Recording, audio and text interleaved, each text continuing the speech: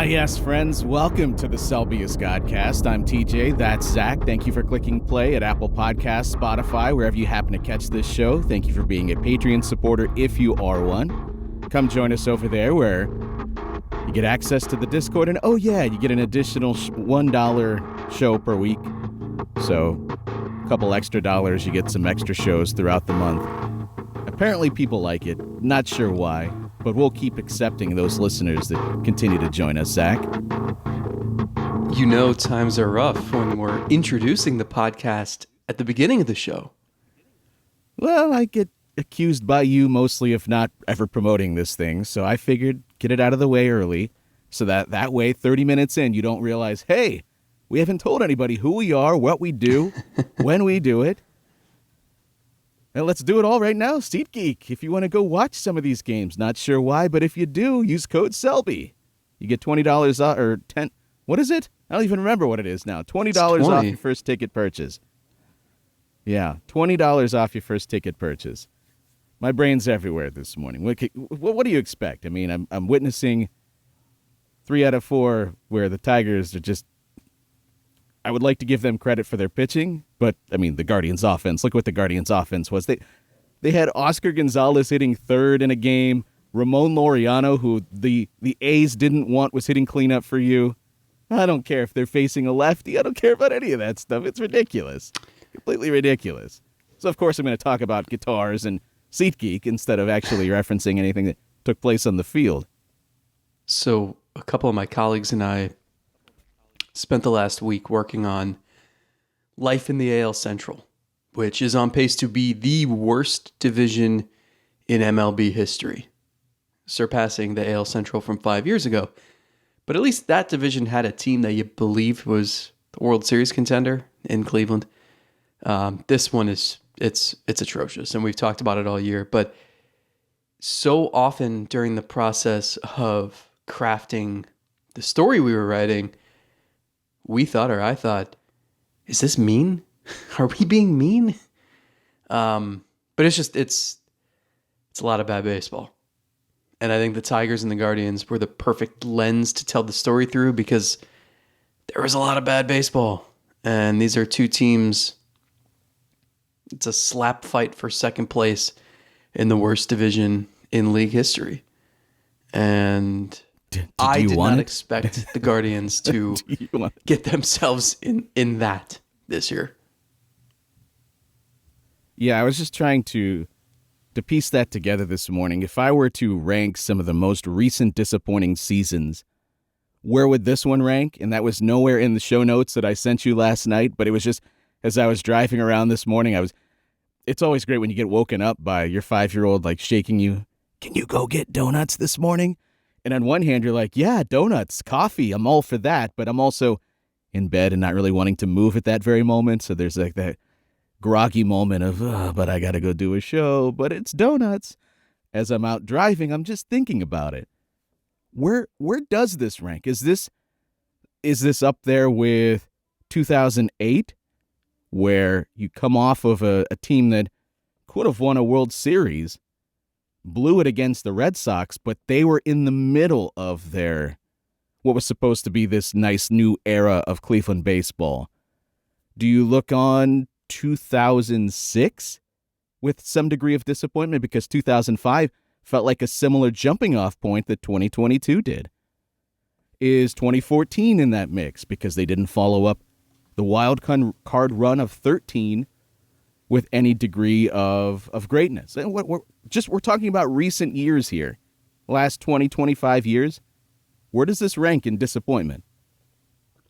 So, yeah, those are the three I feel like we've been comparing it to all season. I think in terms of,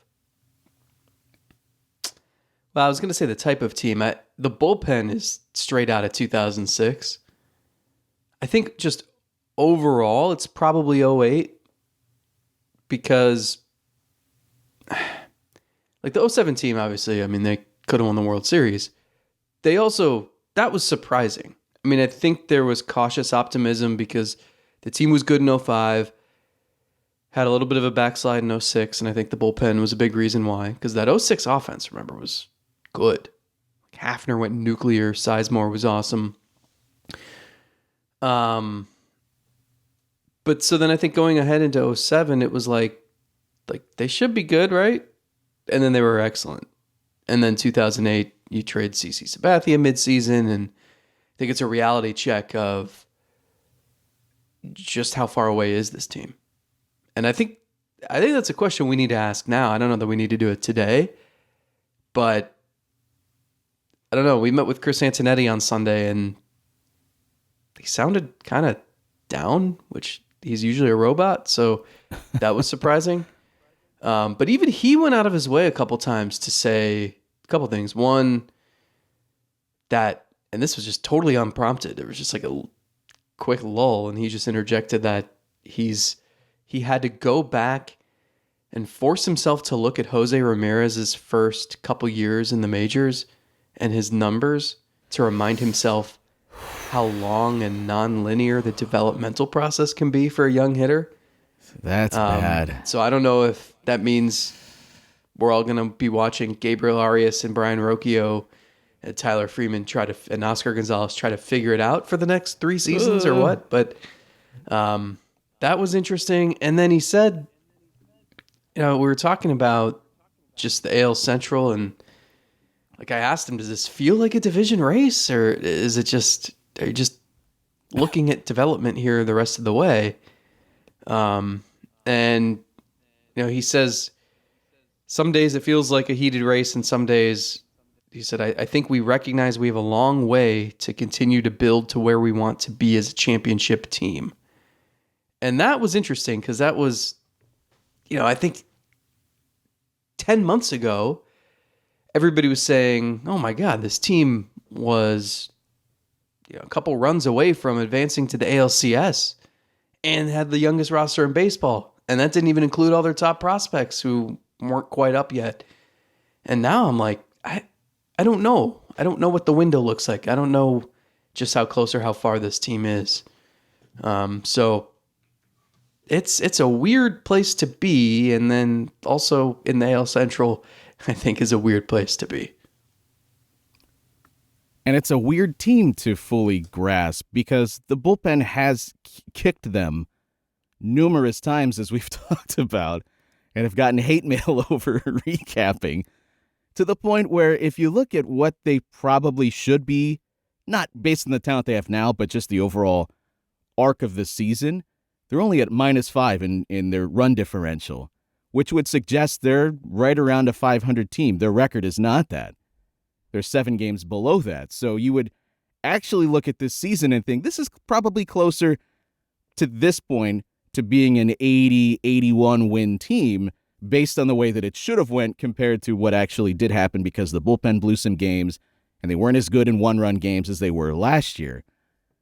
And so looking at that, you would say, okay, well, they're not too far off. You wouldn't look at this the same way you'd look at a team that just won 72 games and you're thinking, how do they make up 20 games in the standings to go be a legitimate team that could win 90 and actually compete for this division, not just because everybody else stinks. But at the same time, this is not the same team, and that's what makes it difficult. It's not a team that has Josh Bell in it and Ahmed Rosario in it, and it's a team that's struggling offensively because you have so many younger players.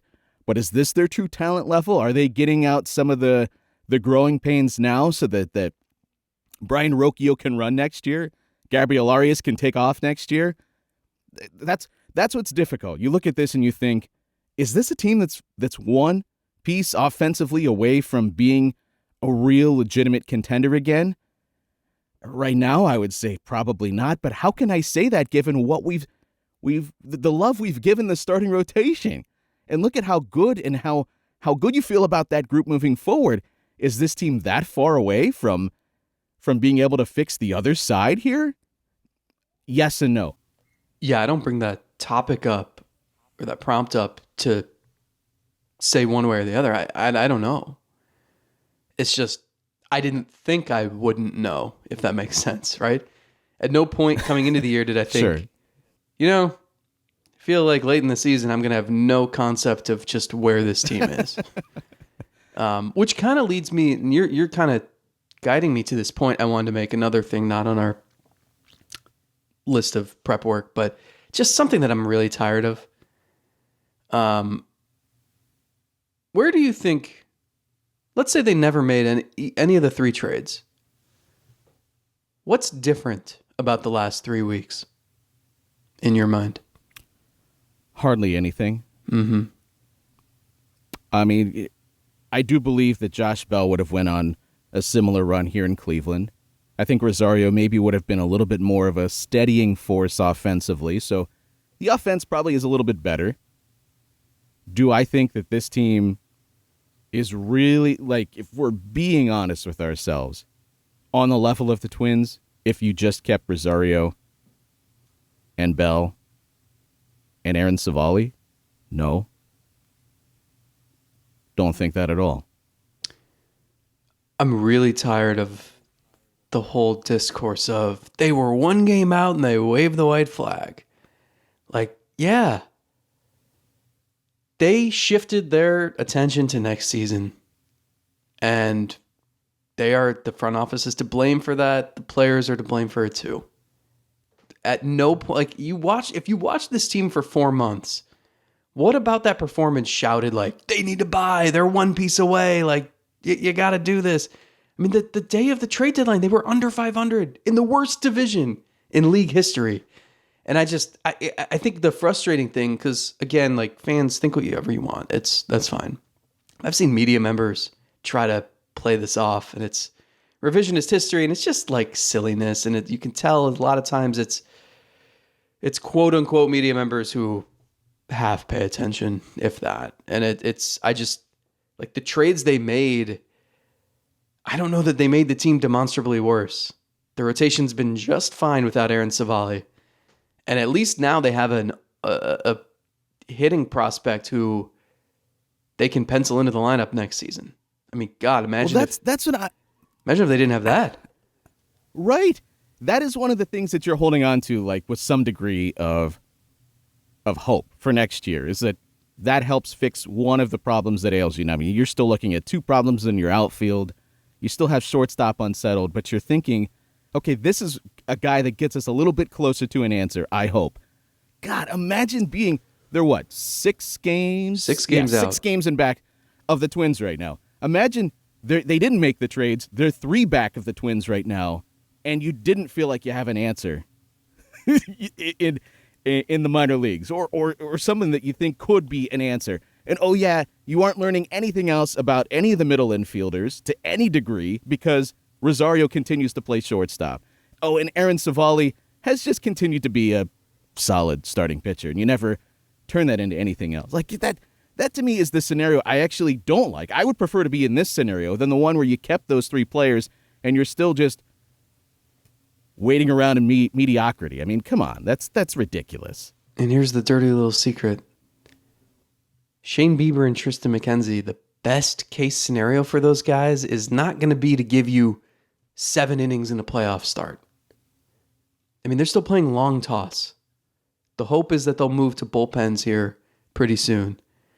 Then you work your way, your pitch count up in a bullpen session, and then you go out on a rehab assignment, and you're looking at best case scenario like mid-September return to throw 3 innings, just like Bieber did 2 years ago.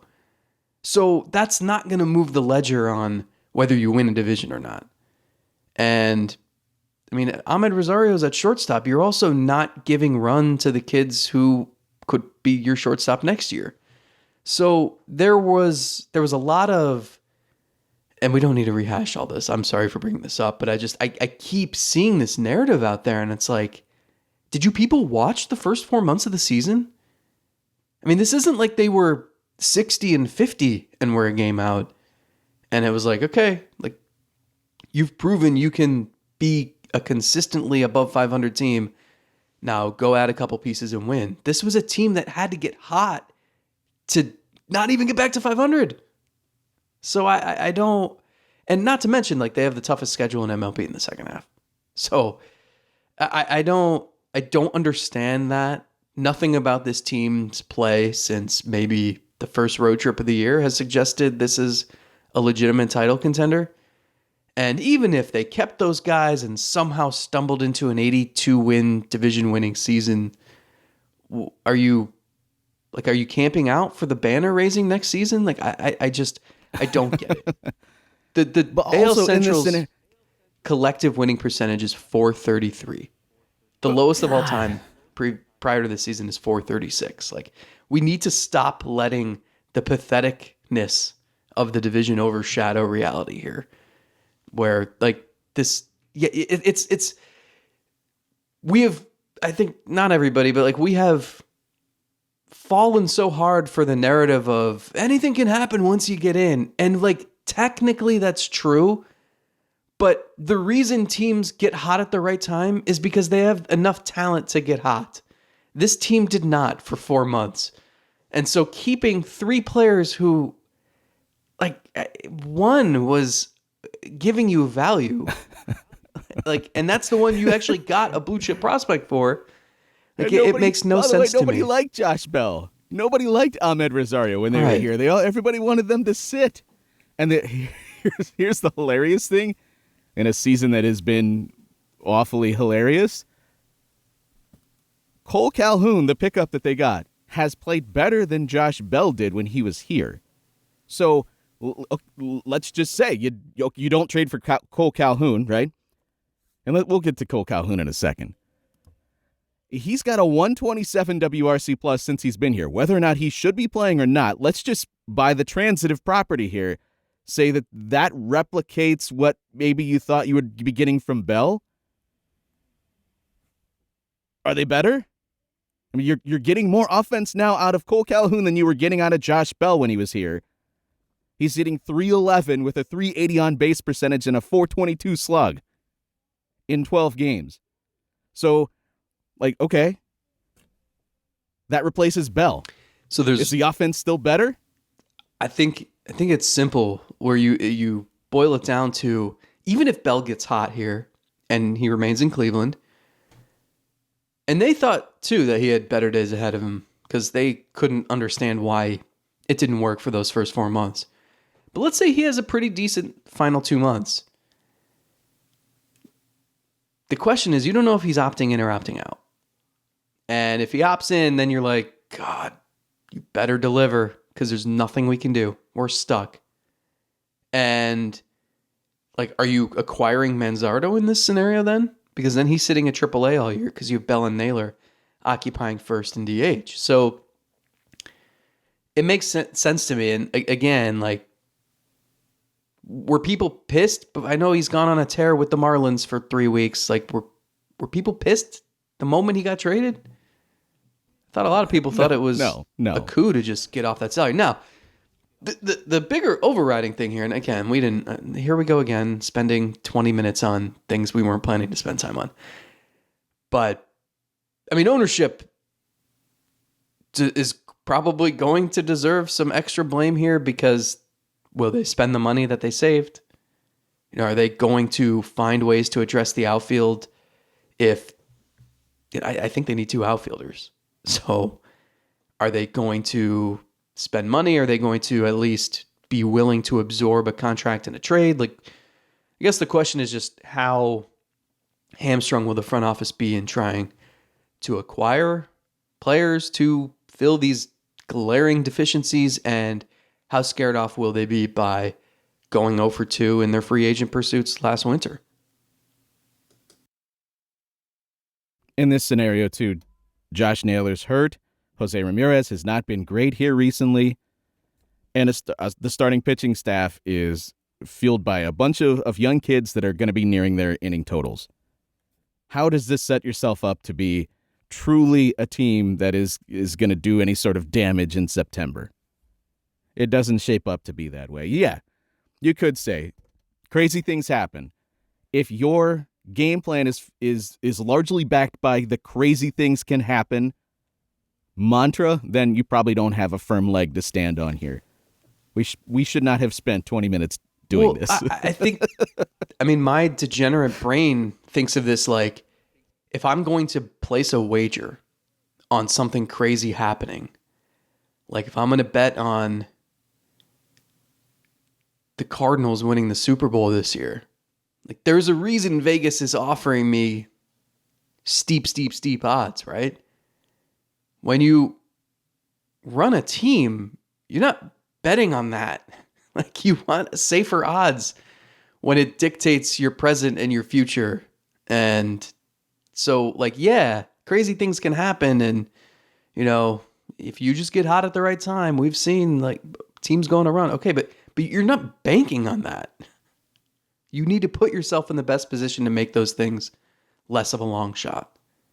And they didn't think that there was a chance to do that this season. I tend to agree with them. I think they're at fault for that being an option in the first place. Yeah.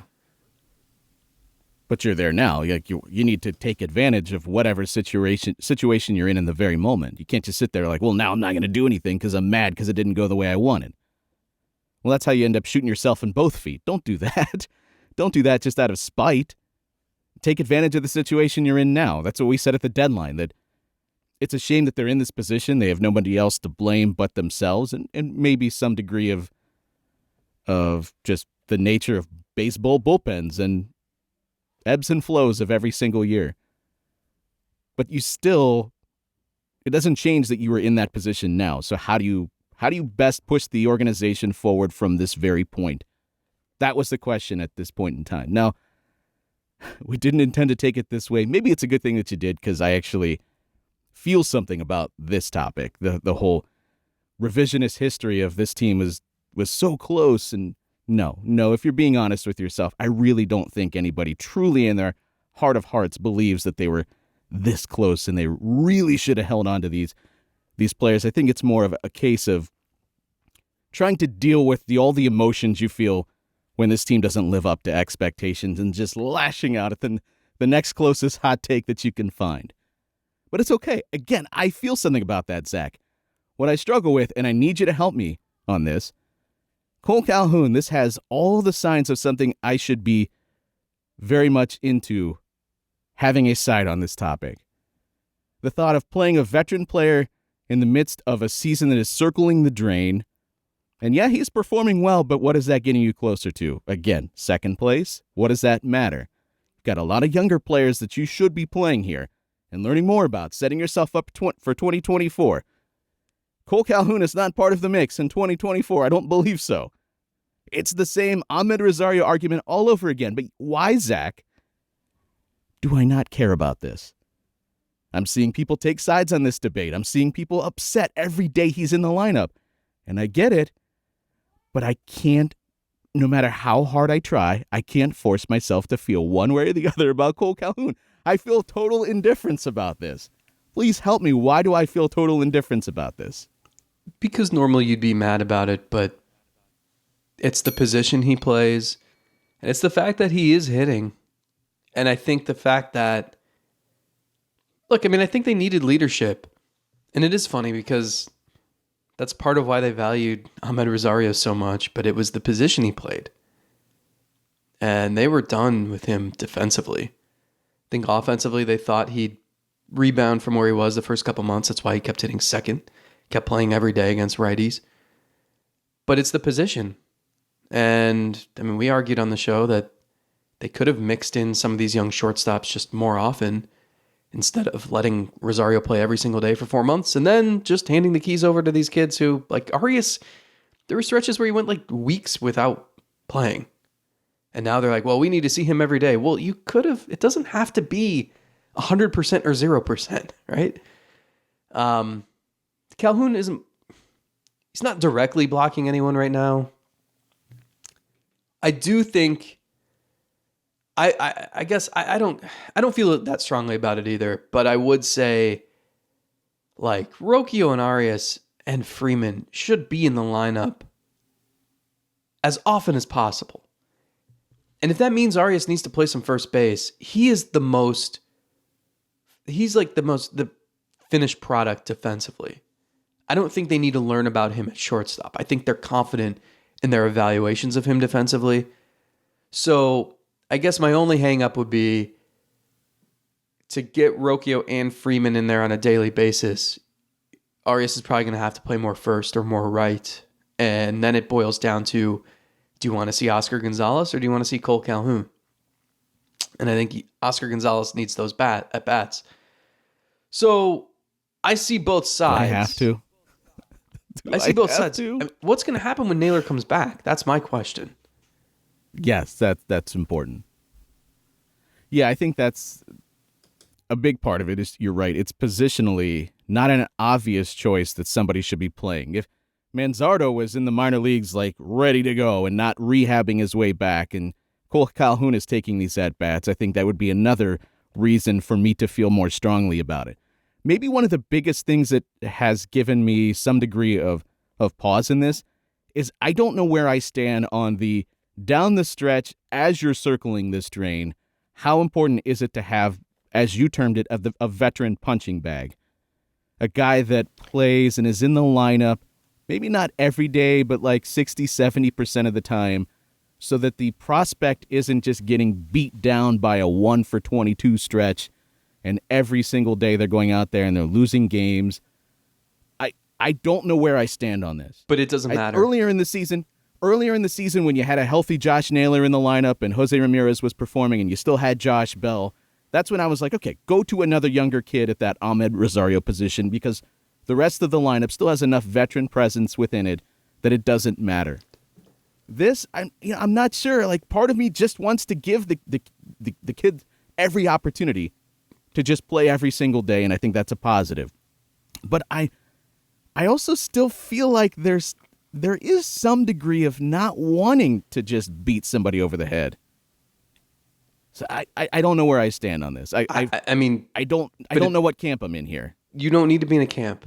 It doesn't matter what you or I think. And this is where we can be critical of the manager, we can be critical of the front office, and we can identify things we would have done differently, things we have questions on that we'd like them to explain to us so we don't have questions about.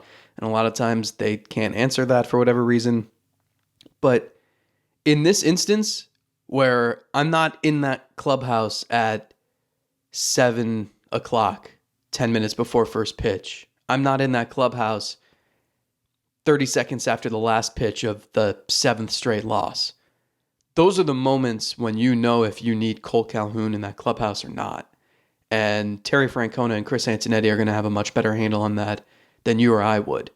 And like, who am I to say that they don't need a veteran presence to get through these last 2 months? I don't know. How am I supposed to know that?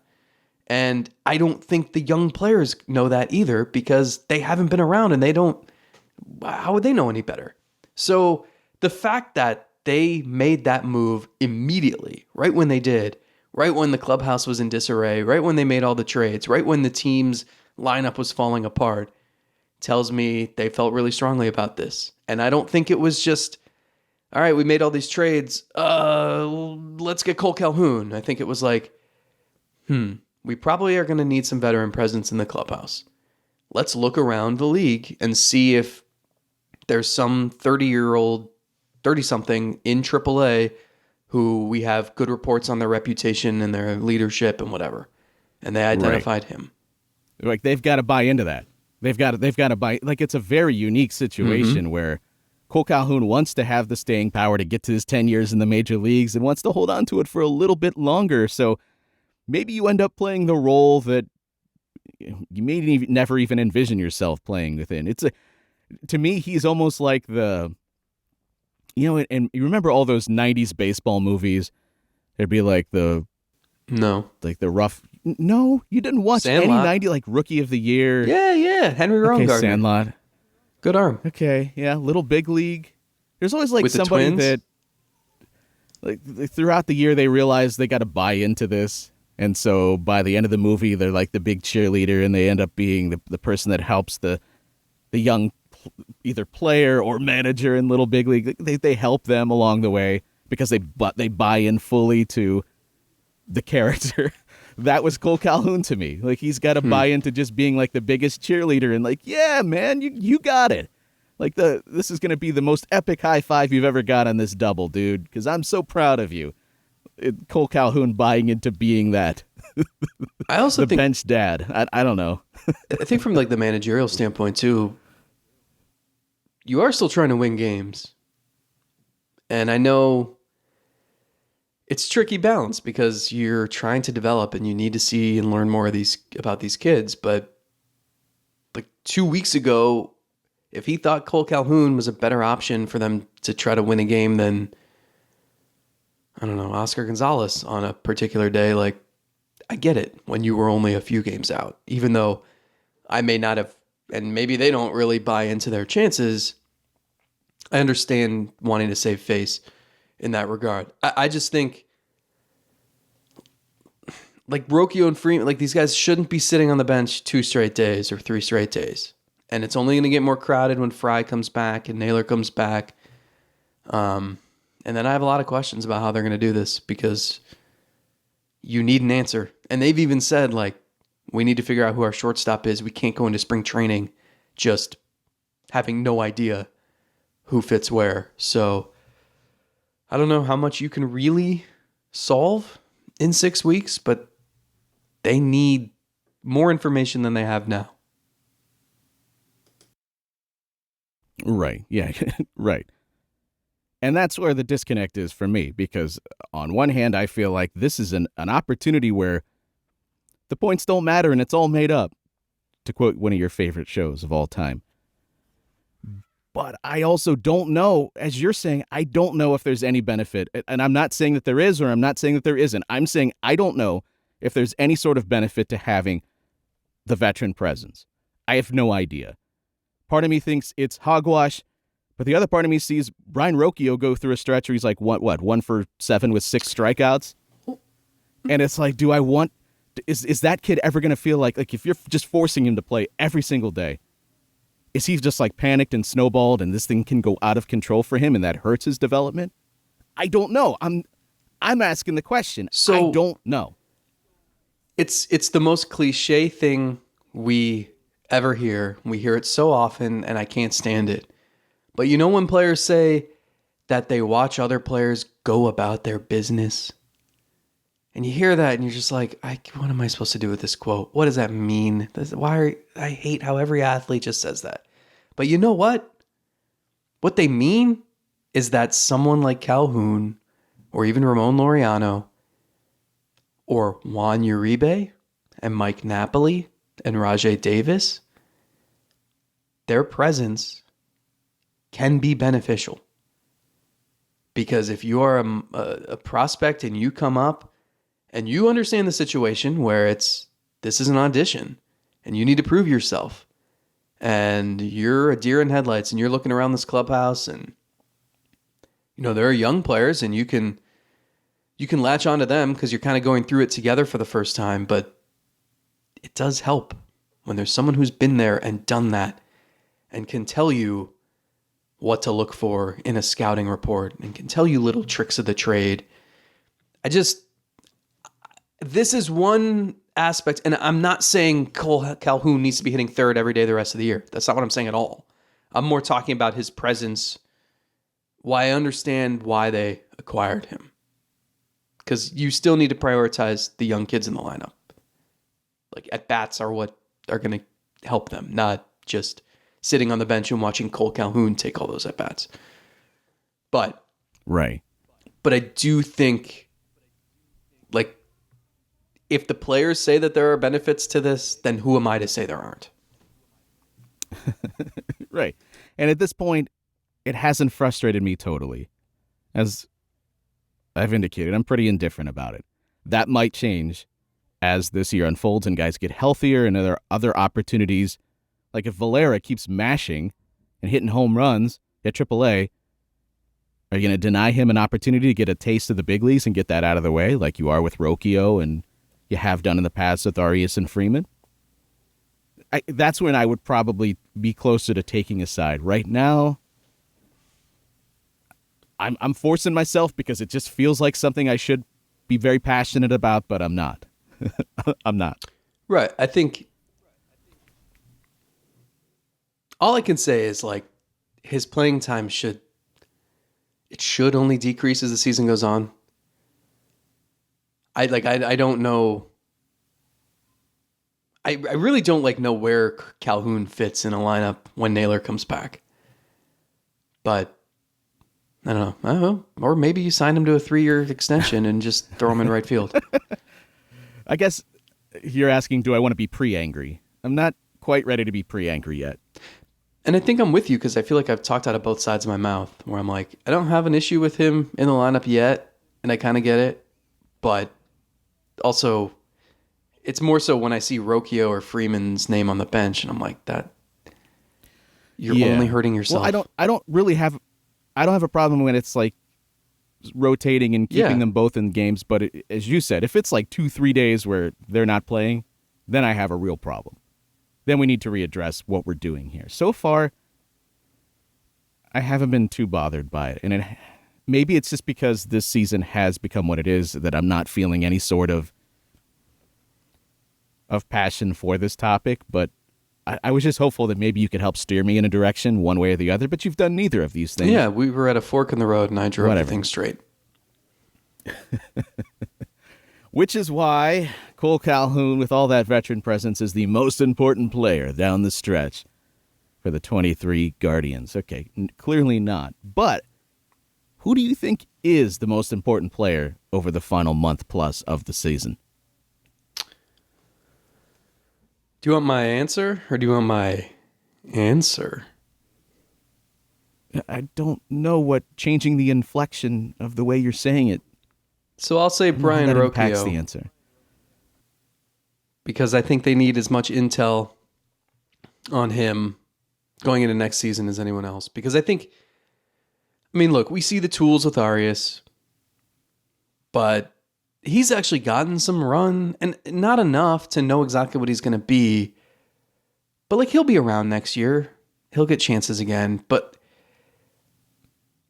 I don't know what kind of hitter Rocchio is. Last season and this season in the minors were very, very different profiles. And then he's come up to the majors, and it's like the worst of both years. Like he's striking out a lot more than he ever did, and then he's also not hitting for power. So it's very strange, and I don't know what to make of him. He's great defensively.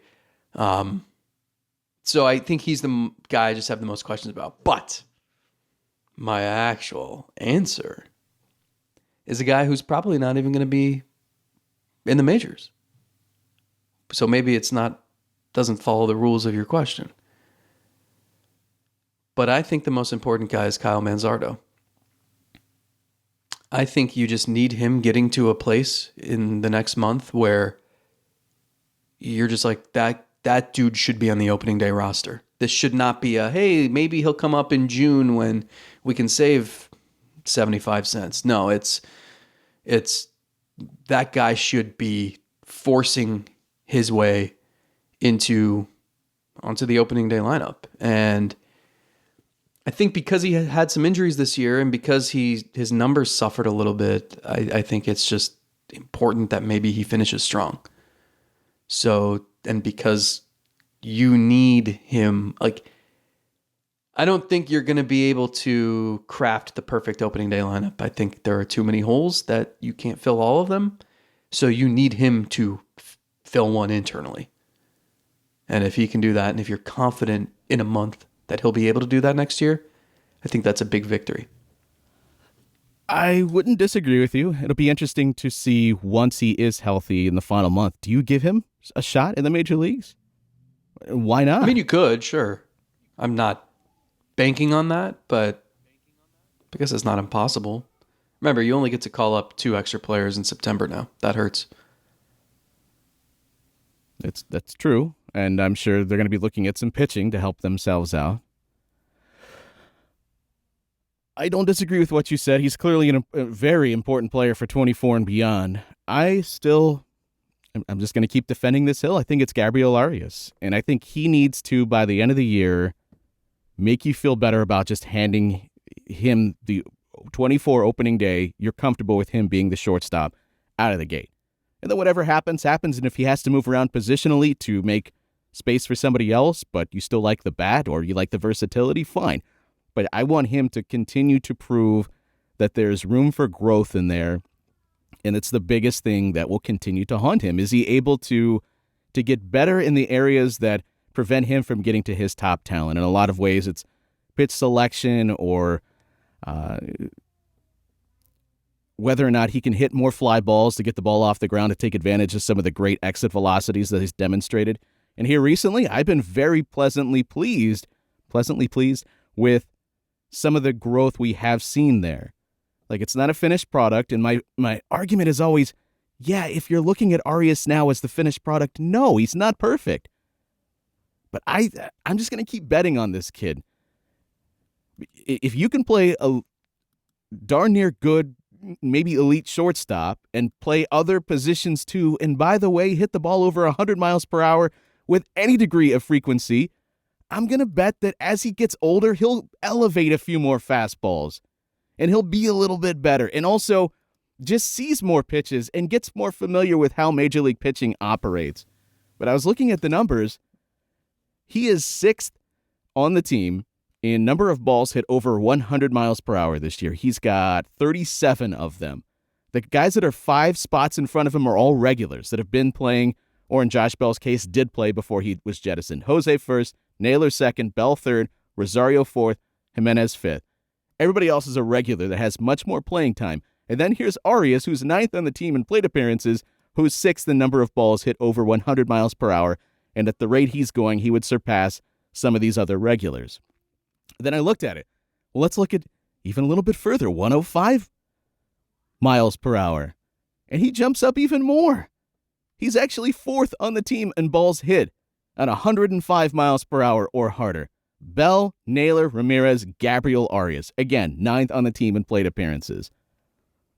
He is clearly not his final form. And as people have said, to fully embrace and take advantage of the higher exit velocities, you got to get some more line drives and balls in the air. You have to, because as Yandy Diaz demonstrated early in his career, you can only be so excited about a ball that's 110 if it's right at the shortstop and it's thrown over for an out. You want doubles, you want home runs, you got to get that stuff in the air. I'm going to give him the chance because look at the arm, look at the glove, look at the versatility, and then the ability to hit the ball hard. Those are all skills I'm going to bet on.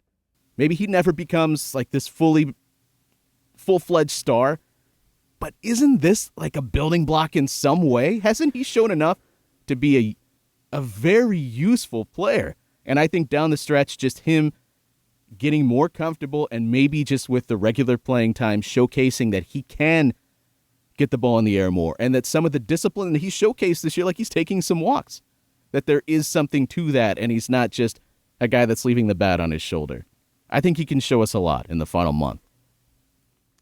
Last year was crazy, wasn't it? Because there was none of this. You didn't need patience. They just all played well. It just worked. It's not supposed to work that way. I'm with you. I don't know, and I'm not in the business of reacting on a daily basis. Arias goes 0 for 4 with 3 strikeouts, and he looks like he can't decipher if it's a fastball or a slider coming his way. To me, I'm not writing him off because of that day. And the next day, he smokes one to dead center, 420 feet. Like, I'm not anointing him after that either. I don't know. And I don't think I'm going to know in 6 weeks. And I don't think I'm going to know at the end of March. It's going to take time. I do wonder, they stockpiled all these shortstops, and forever we were saying, like, look how many top 100 prospects they have, and the farm system's great. And like, that's all true. But they never had the one guy, the Francisco Lindor, the no doubter, the guy who had such a high floor that you could trot him out from day one and then get excited about what his ceiling could be. There are chances, like there was it wasn't pass fail with Lindor. It was pass or really, really, really pass. And with all these guys right now, it feels like it's all pass fail. Like they could all flop. They could all excel. I don't know. And I think that's what's tricky about the whole developing while contending is it's a lot easier, obviously, when you have those prospects with really high floors. But there's such a big swing here with guys like Arias with that skill set, or with Rocchio, that I don't know what to make of it. And I think the bigger thing is I don't know when we'll know. So when you go into next season, it's like, it's really hard to predict just because anything could happen. And I think Arias is the type of guy who could have some seasons that are just blow your mind and some seasons where you want him in AAA. That's just the way the profile fits. So I don't know, but I understand your answer. Neither of us mentioned someone who is going to be very important in 24 and beyond. The starting catcher for this team, Bo Naylor. And we both screamed about him for months watching Zunino play that we wanted to see Naylor. We wanted him to get some of his legitimate firsts out of the way. I mean, he had tasted Major League action before in 22, but we wanted him to get some real run, to learn how to handle a pitching staff, to see Major League pitching. And with the way this season is going, to do it in an atmosphere that doesn't have the stakes that a legitimate playoff race would have. And so maybe there's not that crunch of feeling that pressure every single day. Looking at 24, do you feel like Naylor has demonstrated enough? I know that there's still a month plus to go. Has demonstrated enough that you're comfortable with him just being the regular catcher next year, and other than addressing who's going to be the backup, whether it's internally or another veteran sort of guy, that is the catcher of a team that has eyes on contending? So I still believe in him. I really like the swing. I've told you a bunch of times this year, it's like got a little bit of Victor Martinez in it. I don't know that he's ever going to be Victor Martinez, but something about that swing just seems so smooth. And the one thing to me is if you look through his history, he's got like the Will Benson effect where he'll struggle initially at a level, and then it seems like he really makes adjustments well the next year.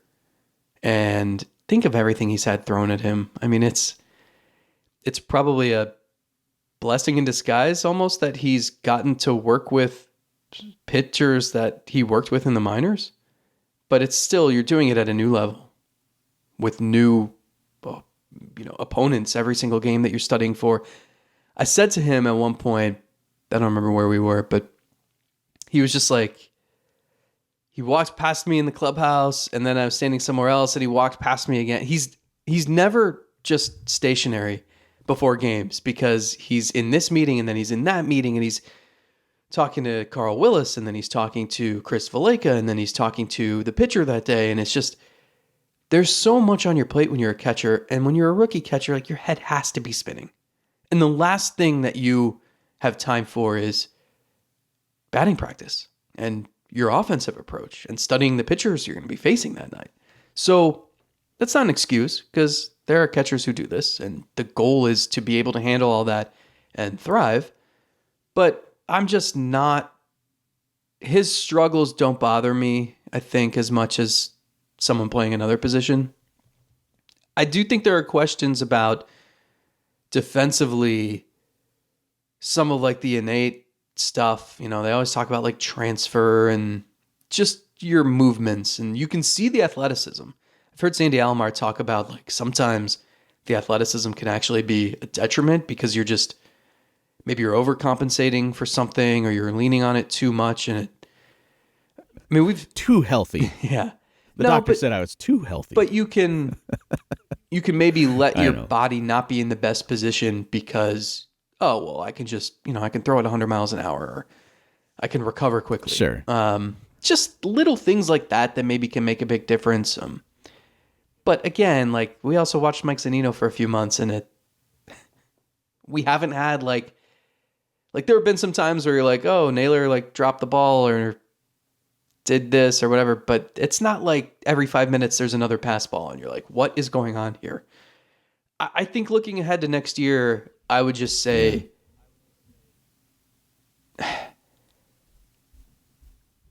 maybe more from an offensive standpoint. I'm trying to think of like who the best match would be for him as a backup catcher. And like initially I said, they've really leaned on the Hedges type, the Sandy Leone, the Cam Gallagher, Luke Maley. And initially I'm like, maybe they just need someone who can hit better, someone you're not afraid to play a couple times a week. But then at the same time, it's like, you need Naylor to be that guy. Like they need him to hit. They need him to be someone who catches 5 or 6 times a week. So I don't know how strongly I feel about that.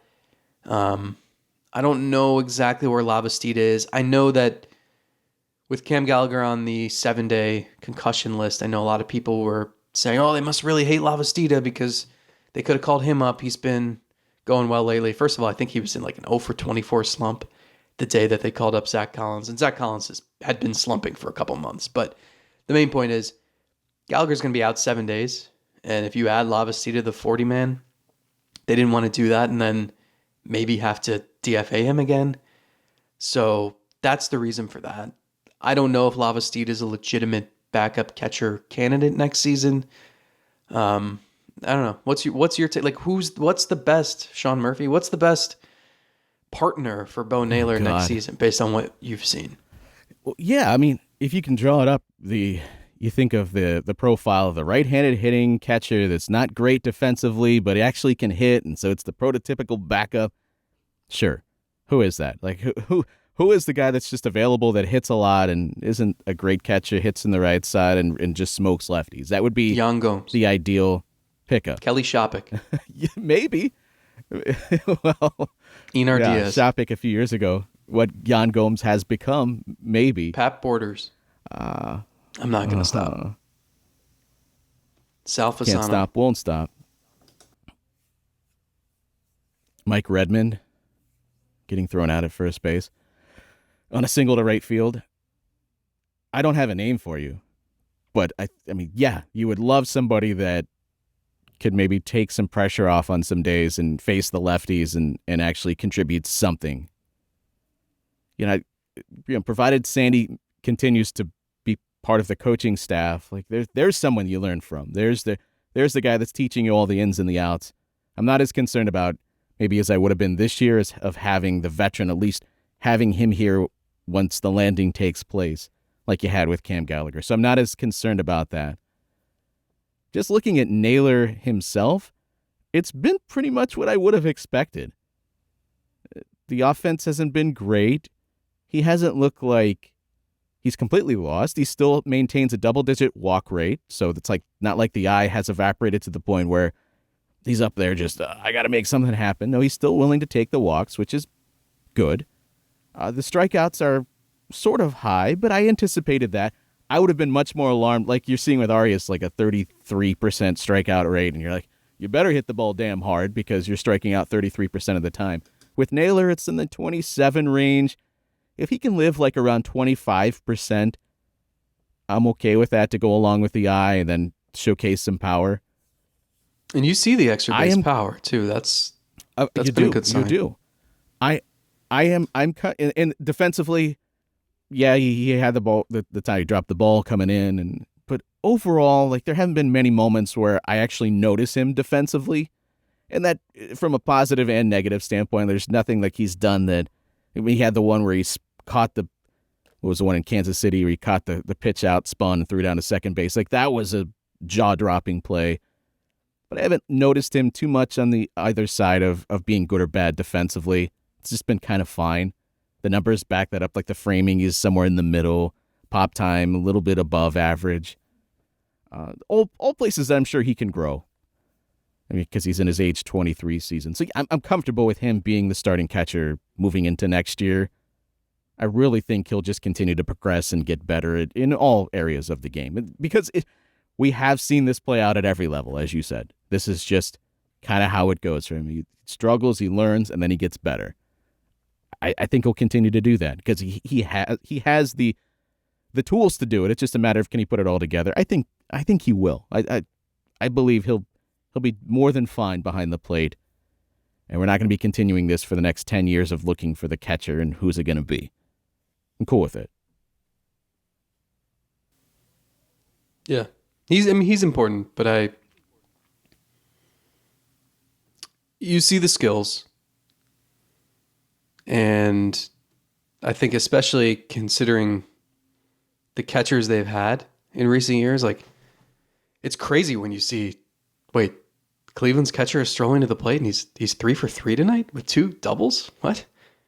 First time since 2009. No, so it's that's in there. I'm not worried about him. I think if you're trying to draw up a lineup for 2024, I think you can feel decent about Kwan, Ramirez, Naylor, Jimenez, Manzardo. And there are some leaps of faith in that too. But at least that's the 6 you're building around.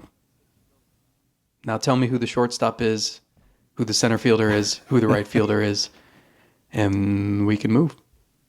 My concern is there's a lot of just fine, whereas we saw Naylor take a step and actually become a legitimate major league threat this year.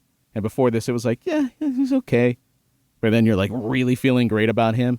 They need one other at least one, to make a similar sort of jump like that he has. And then that makes the rest of the lineup, and then you're living okay with Jimenez being like a average-ish bat with great defense and good stolen base ability, because you're not relying on him to take that jump forward and be this megastar. You need one more guy at least in this lineup to do that. My concern, and concern is probably too strong of a word, is I don't know that they have that with the prospects that they have. And so now you're looking at the next wave. Is Juan Brito that? Is Manzardo that? But here's the thing. You have to hope that somebody within the pipeline is capable of doing that. And when are they going to do that? Right? Maybe Valera's the guy. Maybe he is. Maybe this was just a bad year, and he's showing over the last week that, like, it's in there. But when's he going to demonstrate that at the major league level? We're talking about patience for Arias and Rocchio. Well, Valera comes up next season. Got to have patience, right?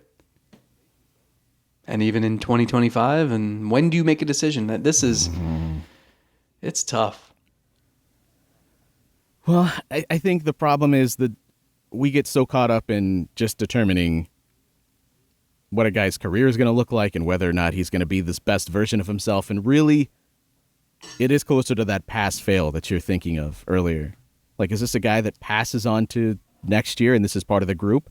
And we hope that among the group there's an answer in there? Is that the only way you can look at prospects? Like, it's not so much about, yeah, we're penciling this guy in 2027. Is he part of our team in 24? Do we feel good about that? Do we feel good enough that we're not looking for an alternative at this position?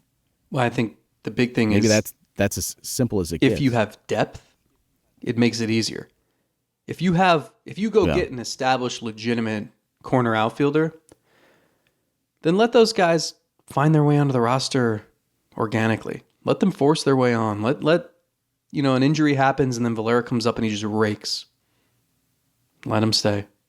The problem is when you have 5 shortstops competing for one spot and you're not sure how to divvy up playing time and give everybody enough of a leash, but not too much of a leash where you're costing other people playing time and hurting everyone's trade value and you're getting no answers. And you can't do that at every position. Like, you need some established presences, and I think they're going to have to get a couple of those externally. Presences, presence eye. That's the word that doesn't feel I think like it's just makes presences sense in this very moment. Well, that does sound weird. As the Guardians give away another guitar, I was thinking about, like, we laugh about it. Like, to be fair, the guitar looked pretty sweet. It did.